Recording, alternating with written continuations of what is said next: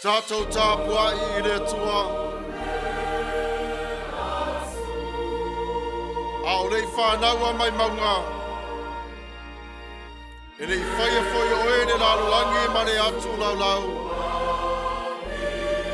O le atua o e mai I le vavau e o I le whāvavau. Tatou te talo. Faafetai ilo mātou tamāre sili e se. Faafetai ilo wanga alofa maro wanga lelei. Le matango fio ngā ruenga o tamai lima. O e tuina I le tangata o le paneli o au ngā ruenga. Na te tau ave. Vava aia lele ia I le pule whātoa mai lau. Awhio mai a ngā Paia Manuia ia te I mātou. Ona o Yesu Keriso. Le alii ma le whaola. Amene.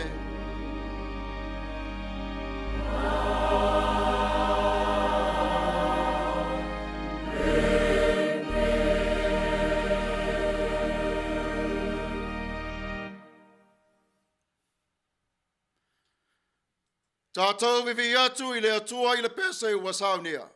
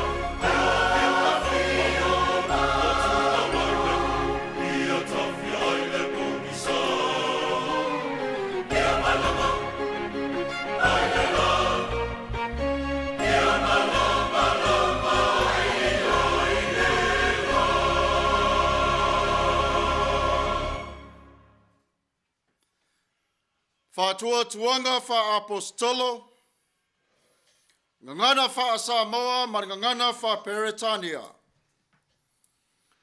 Ua o whātua tua I le atua le tamā, o le ona le malosi umalava, o le na whaia le langi ma le lalo langi. Ua o whātua tua fo I a Yesu Keriso o lo na alo e toa tasi o lo tātou walii. O le na whānau e le angang Paia. Na whanau mai I a Maria le taupou. O le na pua ngā tia i le pule a pontia Pilato. Sa fasa taurina, sa maliu, sa tanumia. No o ifo i Soli, o le asu tolu na toe tu mai ai na ye uoti.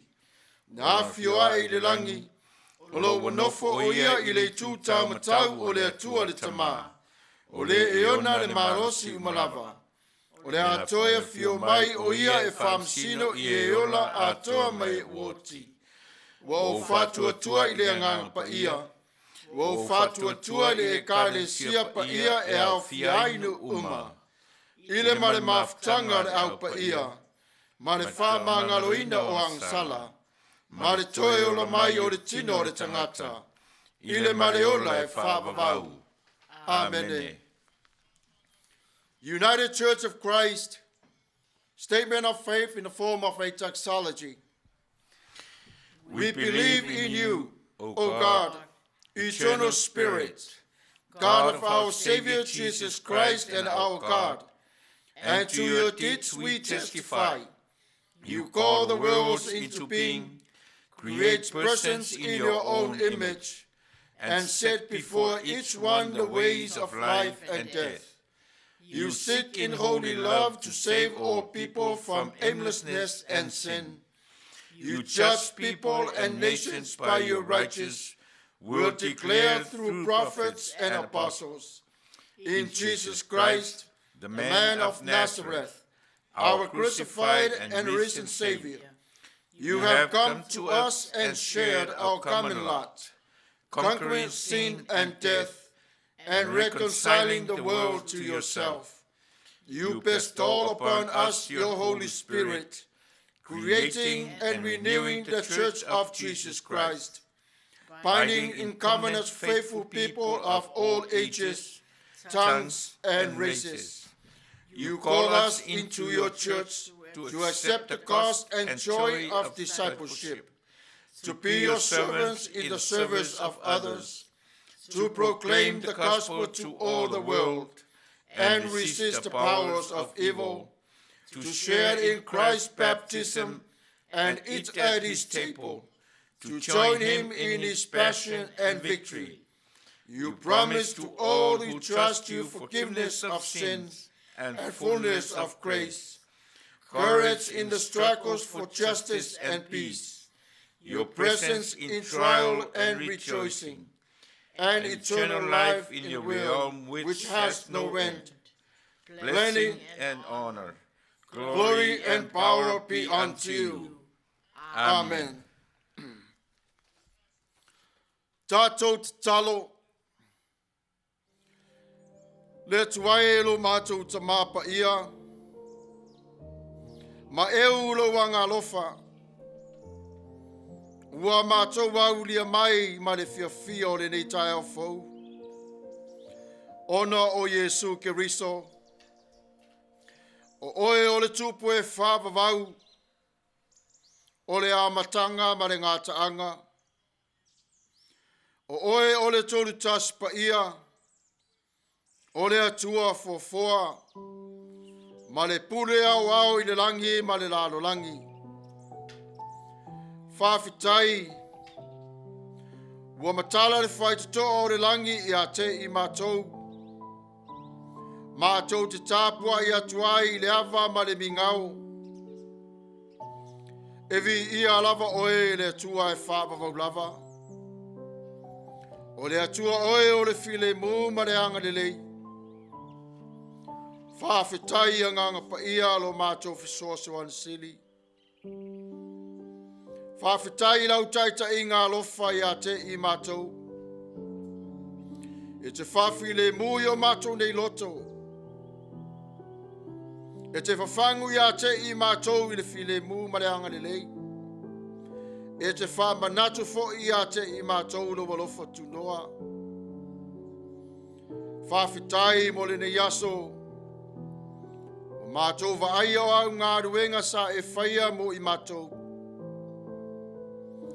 Wa e fua olo mātou ne yola. I le ola e whaavavau I a Yesu Keriso.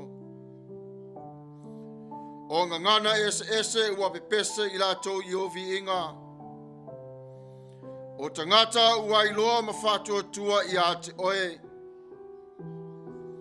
Fa Manuatu ilo suafa mamana. O wa olo wanga lofa wa tele na wa. Nenei wa e whaia o mea umalava ina ia mātou o nau lai ma le fia. A o au fuanga. Wa vea lea fo I mapine wha mau I a te I mātou. O ngā luenga la wa fio. Mātou wa aia e fo I le whātasi mai o le mana o la wa fio. O wāla o upu whetalai lo mātou tamā. Nā fuai o le langi ma le lalo langi nei. Mātou te whātou ese I la wa fio lo mātou tamā Paia. Ielo fa mai a te I mātou.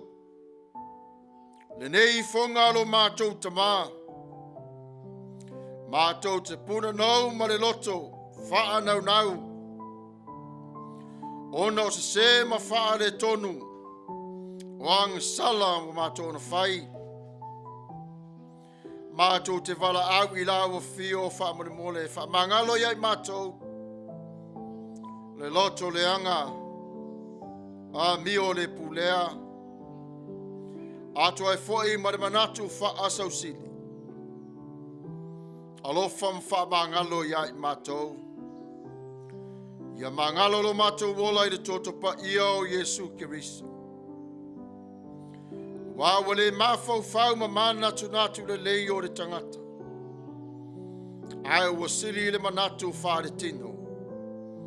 Ua salai I mātou I puapua ngām whaingatā ma leu. Whamle mole wha mangalo I mātou. I nei mea uma wa mātou nei ona whai. Alofa le tuai. Sau wina I mātou I la wa fio I le toto Yesu Keriso. Ai mai se le vaso po ia ma la wa fio. O le sala le tua lo mātou tamā Paia. Mātou te turi vai atuai I la wa fio. Wha mole mole. Wha mangalo mai a te I mātou. Le atua lo mātou tamā Paia. Po whea lava o ifo atuai le tangata le nei tūlai la ante talo ma le talusanga. Alofa, talia ma wha Manuia. I le suafo Yesu Keriso. Wa e sila fia I mātou taito o tas. Apa mai la wa fia ma whātu la I lau whanau I le Manuia I le suafo Yesu. Leli ie. Ia lotu ngatasi la wa fio I a te I mātou. Whaola mai. Ona o se ma wha le tonu. O mātou mana o ngalo mātou tamā. Le whaafafonga te tāloe. E uti lava le vi ingo la wa fio mai a te I mātou. Wao mātou o tangata I le atu o toa. Ai mātou te tepa taula I pe lava I lo walofa tu noa. E ui lava alo mātou tamai le whailafio le alo langi ma meolo o iai. E lu I tawai alo mātou nei whaatu atua la o fio. Fesoa soani mai a te I mātou le malosi. Onesi o I mātou ma vai le ala. Onesi e malolosi. Ai mātou te talo I la o fio. E te whawa wina pere sāwalinga o le whātua tua ma oe. Alofa, whātasi mai I a te I mātou. O taimi ua onge, le ola Tapua'i, ua mativa le ngangana le tangata. Ua ngalo fo I le mātango fie o vi inga. Ai tā pāla wa fio le siri e se. Alofa ngia I mātou. Au iaio I mātou le nei o langa. Le tau sinio. I wha atua. Ma le wha moe wha teni I la wa fio le nei folanga. Faafetai I lo fina ngalo alofa. Maia ia te I mātou pe lava o la wa fio iaso malava. Aua le tu ua na o I mātou. Faafetai lo mātou tamā. Samoa malana whainga malo. Ia iai o la wa fio. Le ao o le malo ma le wharitua. Le pale mia o lo malo filifilia o lo mātou tamā. Fuai o le poto. Le ata mai ma le malosi. Whātasi la wa fio o lo mātou tamā. Ia maua e ia o Manatu le lei. Ia maua e ia o le malosi. E ia te ia o le wha tua. O wā o le nofoa e le whaingofie. E whainga tā o lana ngā ruenga. Au mai e la wa fio o le file mu. Mai asa moa Atua. Ina ia pati ai o la wa fio lo mātou tamā. Evi I ai o e wha lava. Lo mātou tamā pa ia. Le whainga māloa tu tuila ma Manua. Ia iai o lo wanga le lei. Fuai ate I la tau le tamā o ainga. Ai Faasifo le nganga mai ate oe. Le atua lo mātou tamā. E peione e si le fia. Mātou te vaai I le wha moe ma le taritonu. O wana o la wa fio le atua lava o le langi ma le lalo langi. Mātou te vala au atu le li ie.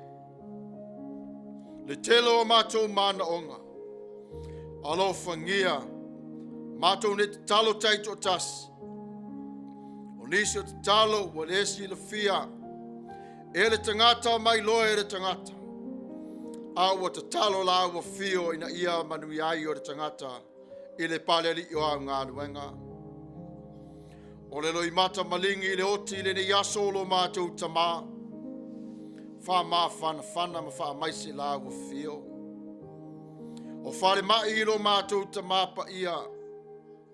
Wha mā lo e la wa fio. O no umaralo whanga lo mātou tamā. Wha file mue la wa fio I le lofa tūnoa oe le tamā. Le tua lo mātou tamā pa ia. Wha manuia mai le nei Ifoga. Siwa fonga o le tai a fōu malana tau tua mo la wa fio.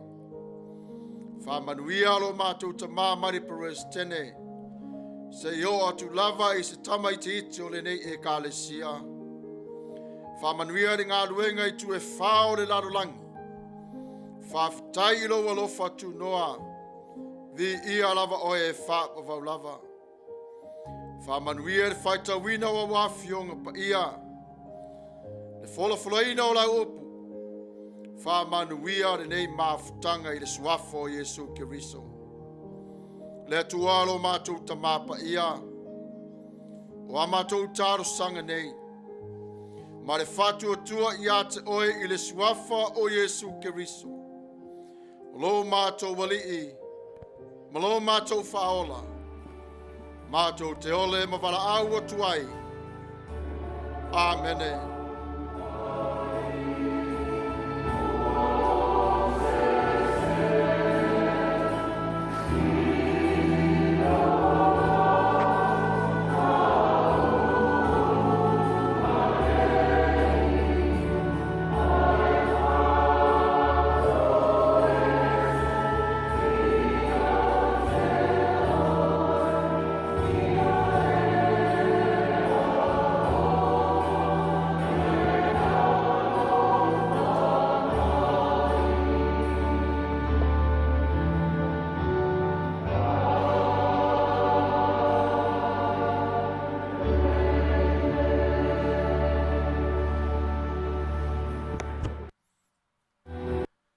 Tatou vivi atu I le atua I le pese wa Saunia.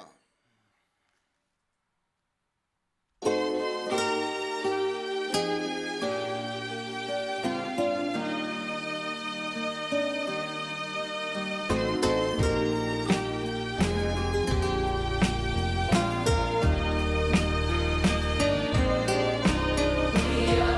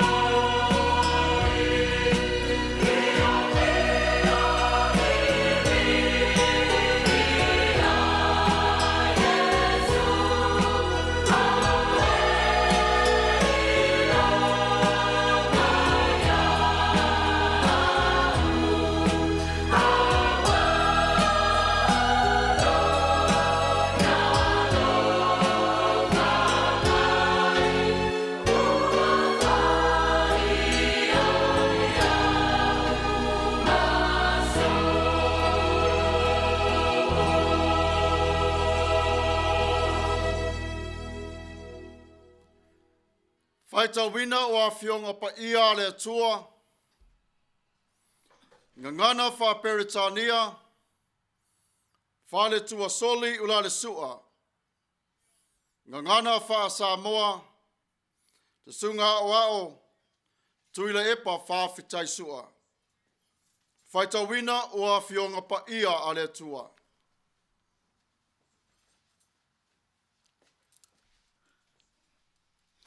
Our Bible reading for today will come to us in the New Revised Standard Version with the book of Genesis, chapter 2, verses 1 to 4. Book of Genesis, chapter 2, verses 1 to 4. Let us hear the word of God. Thus the heavens and the earth were finished, and all their multitude. And on the seventh day, God finished the work that he had done, and he rested on the seventh day from all the work that he had done. So God blessed the seventh day and hallowed it, because on it God rested from all the work that he had done in creation. These are the generations of the heavens and the earth when they were created, in the day that the Lord God made the earth and the heavens.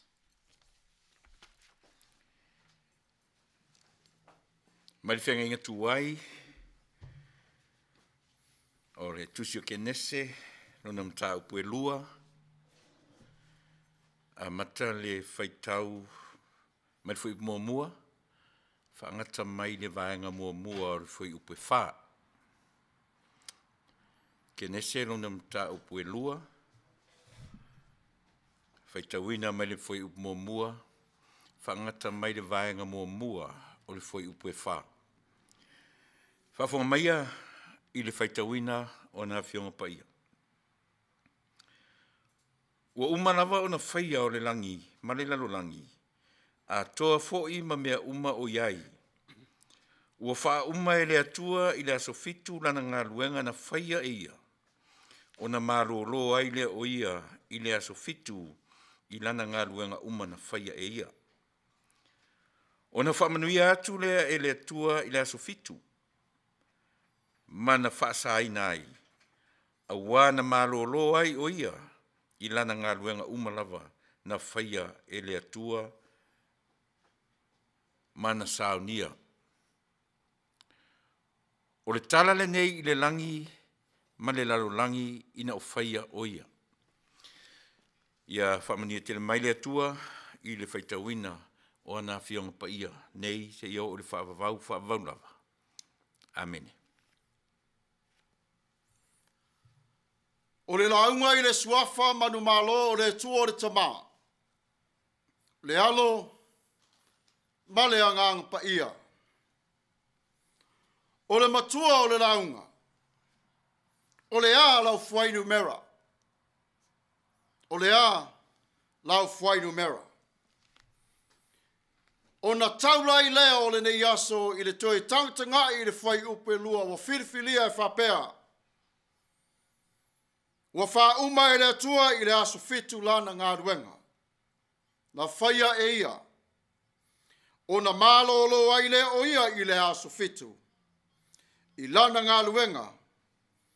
Uma na whaia e ia. Mai le mata upu mua o Kenese. O lo whamatala i na ai le atua foa. Wa tā ua fo i le mata upu e lua. O le tusi lava Kenese. O le atua malolo. A ngā lulua e le a inga sare malama i le la tau Matafeo. O le whaakamuta. E mahe aloa o na uma o le ngā ruenga.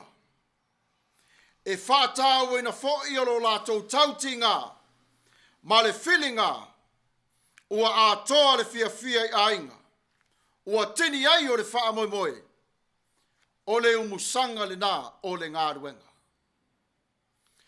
E iai whai upu e masani ai o na teu ai le wha alo i le ngā ruenga. Lea ua tū le whai la, Ua ta oto mai o se malu a papa. O se malu mangu, ma le maunga mawalunga mai le malu o le wha. Ua tu nei le whaila. Ua tia manu o le ainga paia ma le ainga mamanu. Ua wha malo le ono sai ma le whai o le whaiva. O upu nei e tu ina atu i le lātou ngā luenga whita ma le whaingta. Ai ato e tepa tau la i a Kenese. E whea unga tonu lava o rei upu i le atua lo tātou whawai. O Kenese o le tusi mua mua le a mose. Mai ana tusi lava e 5. O loo whamatala mai ai le tala i le fuafuanga. O le tala i a atamu malona ngafa. Tangata mua mua na whaia i le tua mai le ele ele. O lo iai o le tala i tonu. I le taimi o le whaia mai o eva mai le iwi o atamu. O le tala i a noa ma le lolo. Lea na wha umatia ai o le laroangi. O a per amo malo na vala awina. Ato ai ma le whengainga no sia ma le atua. Le tala i le ainga o Israelu na tupu mai a Isaako ma Iakopo. Muri ane. O le tala i a Josefa. Mo wha ngata mai ai o Kenese. O Kenese na mata upo e lua wa toi wha manilo mai ai. Foanga lona lua lea re tua i le langi ma le lalo langi. Wawili ili mai e wha pefe o na tātou na ai i ngā luenga. Whaia i le tua. Ua whetala i atu le tua o le mana ua ngāo si ai o ana foanga. Le langi ma le lalo langi. Ai vanga na ai, ona au na palapala i le ele.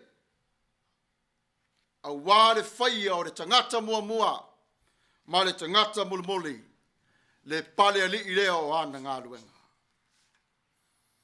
Wa e se Manatu Lotu o wao le neiva yaso, malona taula i le wha tonu whalawina o le tātou whainga malanga.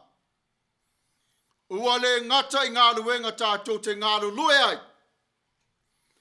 Ai Faasili le aso fitu, le aso malolo o le tua. Fe mai le Manatu Autu, o le ala o Fuainumera. O le Manatu Autu le nei, po le nu mera e tā ua le nei, e malama umaiai le au kerisiano. E ave ai o le lātou wha mua i le tua, pei o le atoanga lea o le Tapua'i. Mo tātou tari tonu i le tua o ia o le tupuanga o melelei.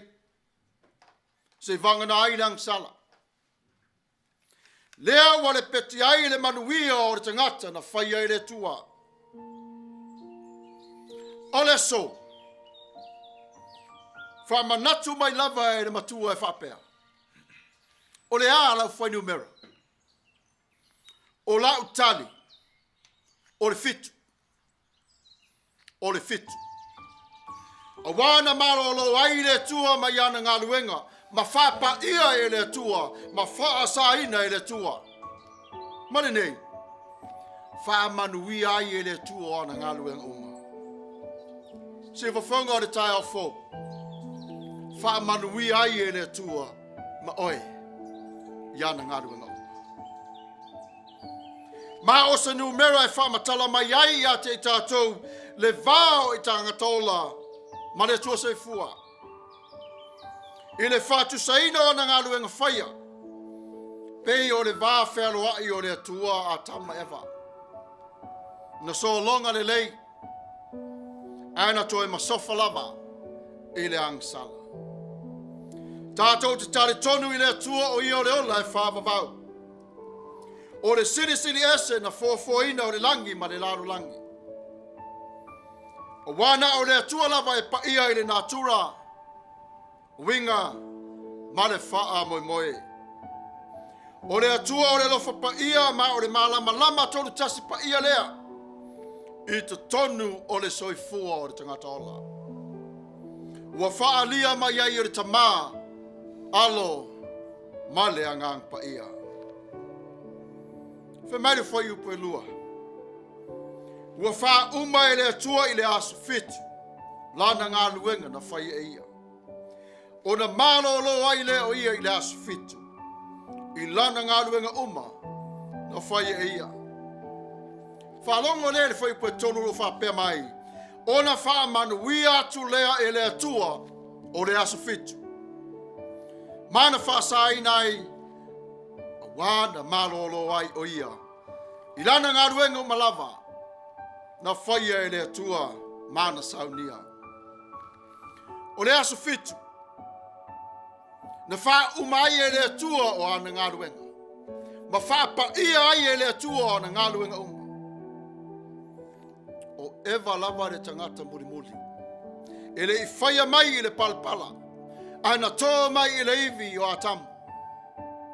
O le tusi whai tau, malona manatu lau tele, o lo whatau ina ai e le atua, le ainga o le tangata Tapua'i. Le Tapua'i inga malo wala Atua. Na whaia e le atua le aso fitu mo le tangata. Pei ona whetalai o Yesu, o le aso sapati, na whaia mo le tangata, ai le o le tangata mo le aso sapati. Awa e paia, e Tapua'i ai o le tangata i le tua. O le ao sa Tatou wa ainga whare mafau i le numera wa Tuilaepa. Ua a toa paia o le tua. O le tasi lava. E wha mua pe lava le tua i lo Tatou wala. Malou soifua. Ia mua pe lava le tua i te tonu o lo ainga. Ia mua pe lava le tua i au ngā luenga i whai. O le ola nā o le vi inga mar Faafetai, a le tangata i le tua i asa uma. No o le i le asa fitu, ua ato o toa o le tāpenanga a le tangata. Ma tuina atu i le tua o le vi inga mar Faafetai. I ono aso na ngalue ai i le tua, o le asa fitu, ua malolo. Ma wha manuia ma wha paia. Le aso le nei, ua taua lunga i le fia ma le oli. Ai sea, wā ua whetalai o le tua i ana ngaruenga uma, ua malie ma ato toa alo na loto i le aso fitu. Ua le lei. Le aso taua le nei, e Tapua'i ai o le tangata i le tua. E moni lava ua tātou whaalonga o le siufonga o le tua. I te tonu o le Tusi Kenese, a o le aso fitu, o le aso tāua pe lava lea i le tua. Talo sia o lau Fuainumera o le nei aso, o le numero fitu. E whaonga ina fo i te tonu o le Tusi Paia, o le ngā nuenga e Paia o le so, ona o le aso e tu ese le tangata, mo le atua so e fua e whaapapa lava. O le atoanga uma foi leo ngā ruenga le tua. I te tonu o le soifua ma le ola o le tangata angsala. Wa ia toi wha atoa lo tātou wola ma le soifua. Ia Yesu Keriso ma le papati songa o le ngang paia. O le tāpenanga foi leo lo la tātou wola Tapua'i. O le ola o le tangata kerisiano e tāpena penai i le whiau a le tua. Yaso uma o le olanga.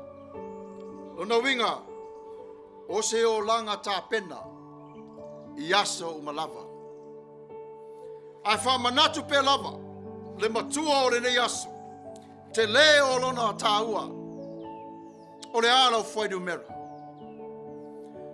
Pei ona whailo atu o le fitu. Ai o le tali ma le vai te toa le whaatua tua, ioi o le fitu. Ona o i tātou o tangata Tapua'i. O i tātou e mamalu ai whoi o le Tapua'i inga ma le atua. E mamalu ma paia o lau Tapua'i inga. Ai sea, matus paia. Awa e mamalu ma paia o le atua. Le ai o se mea e ngā se. ua whaasaina fo i tangata. Ina ia tu ina atua lona soifua ma lona ola atua. E vi i ai le tua e fuafua. Ua avea le fitu ma le numera. Ma wha manatu ai le tāua o le whaia o le tangata soifua ma le atua. O le numera o lo Tapua'i ai le au kerusiano. Oso nei wa Tatou Tapua'i asa. Oso mua o le vaiaso. Ona o le toe tū manu mā lo Yesu Kiriso. A le whaitaunga pe lava o le kalena. E pa u tonu pe lava i le aso fitu. Le olua i asa o le vaisapati. E whape nā le tua mai i le amatanga. Le ulua i aso o le vaisapati. Wa wha umai o na ngā ruenga. Whapa ia loa e le tua. Le sapati. Mō le tangata soifua. Si wa whonga o le tai au fōu. Le ala le nai pa ia mama manuai lau Tapua'i. Nāna tā pena mai e le tua mai le amatanga. O le asoa mā tai au. E pa ia mama manu o lau Tapua'i. Ona ua whaia e le tua. We may know sports very well. Even their personal likes and dislikes. But we don't really know them. How well do you know God? You likely know all about him. You likely have studied his book, the Bible. But do you actually know him?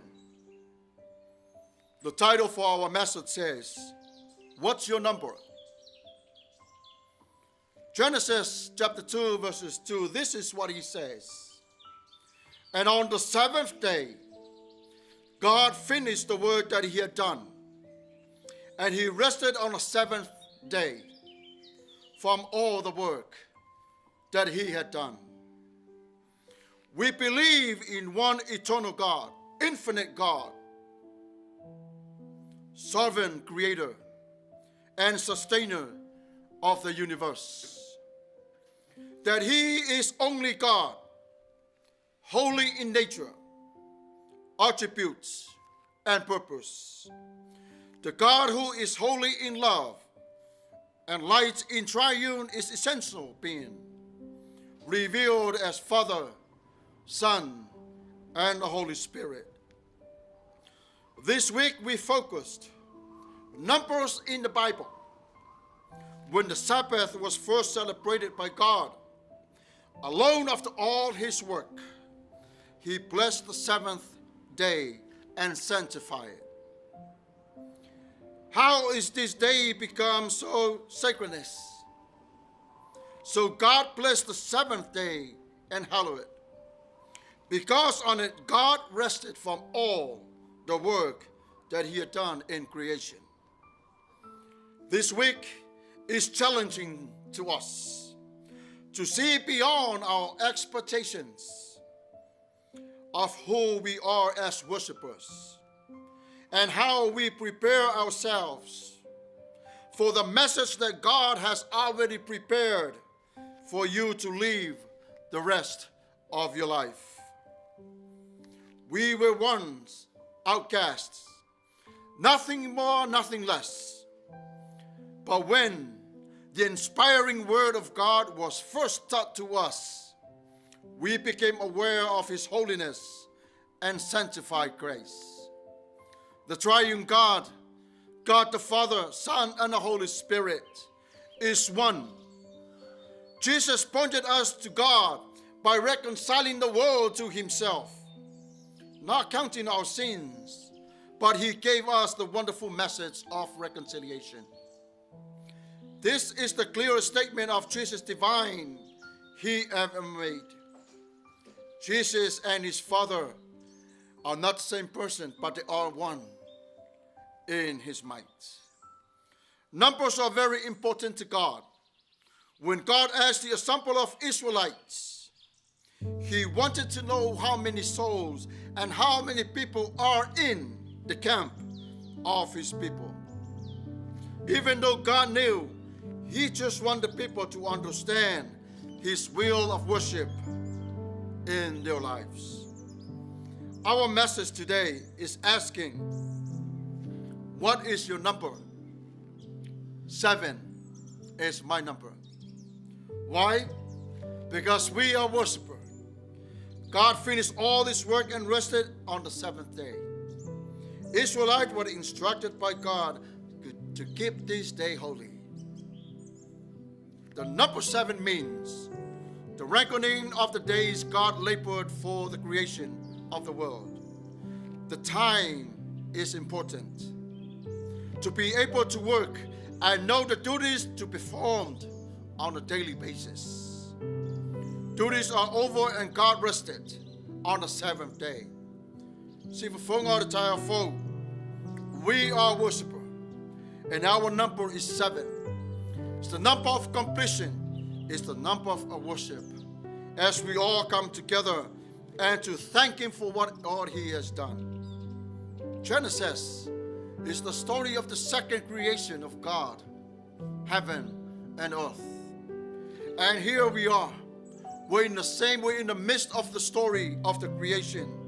Because our worship is holy and sacred because of God Himself, who sanctified it through Jesus Christ, our Lord and our Savior. So what is the conclusions for us today? If your number is important to you, and the 7th day is the cause to complete everything, more important is God, who has done the best work for you and for me, that our lives may be blessed. Glory be to God, for He is the source of all success.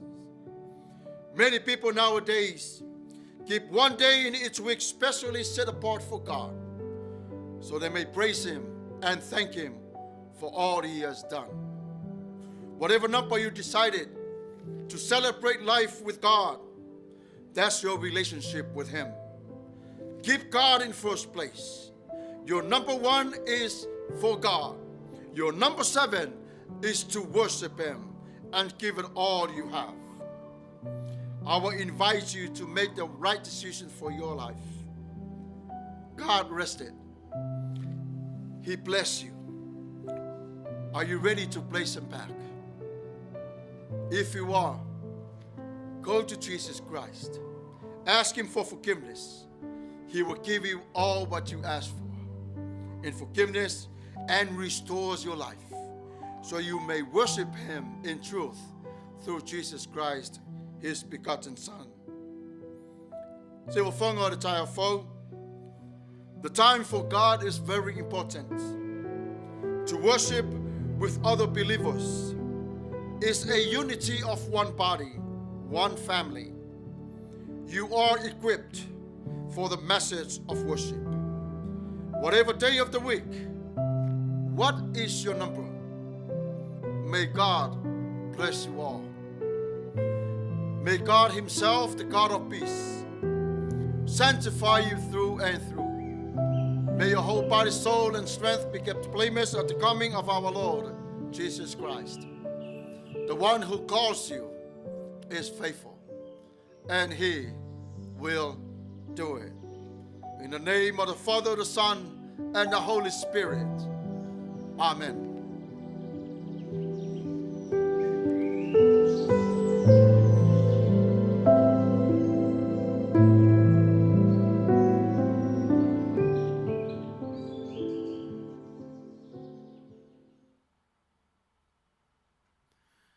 Tatou vivi atu I le atua I le pese ua Sauniga.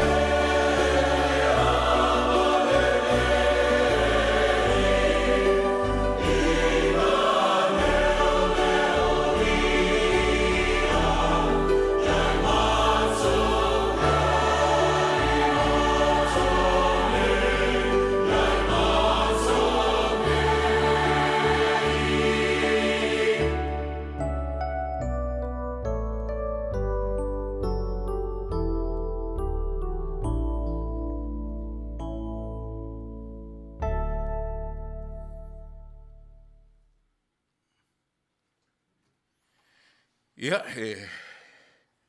ia le tau whinga o le o tātou tau marisi ui o le tātou tāpua inga le nei aso sā. I o e whamaruru atu le tātou au Tapua'i le nei aso, ia o i sina suinga ona e iai le whamoe moe e anga iai le sunga le li whaifi au, ia pe a mai a tātou o le o aso sa umata o le tātou lotu e whai le lua, ia fiafi o aso sa te tasi, pe te iane ia o le ua sui mai le nei aso sa, ona o iai ni nai tua noa ia o le nei aso. Muli atu langa Faafetai Samoa ia i lātou tātou Tapua'i whaatasi i le nei aso. Ia ua i le atua lona lava vi inga. Vi ia le atua i tō se mea tātou te whaia. Le nei fo i aso ma le whiau, le ale Fuainumera, tusa o le whiau mo i tātou. Ia o lea ua Autu whaafonga i le tāua. Ia o le whiau tau longo o le nei aso. O le numero fitu, ia o le aso o le fuafuanga. Ai au tātou fesili o aina whaia le fuafuanga. E tasi le atua. Ia, Faafetai tele i lau sunga i le whaafengainga, sunga i le whaifi au, ia e tusa ma le tāpenanga o le nei aso.